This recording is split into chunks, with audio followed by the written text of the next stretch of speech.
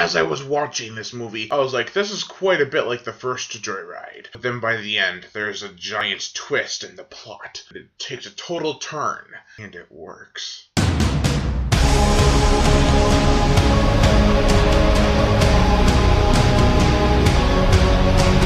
Joyride 2, Dead Ahead.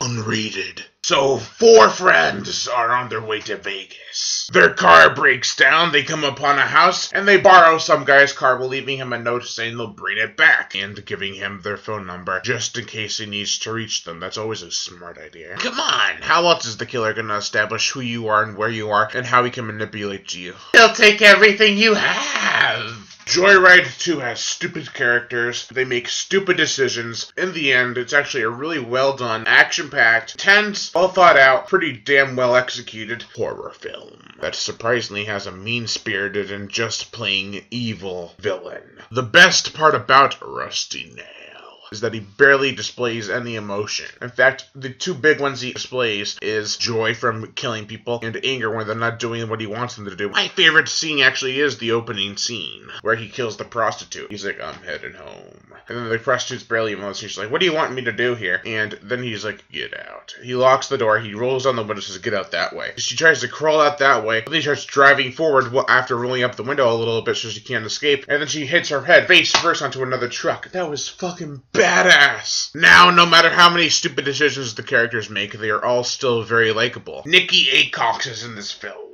She played in Jeepers Creepers 2 as one of my least favorite characters, but in this film, she's quite the badass. Now, the twist in the ending really pissed me off.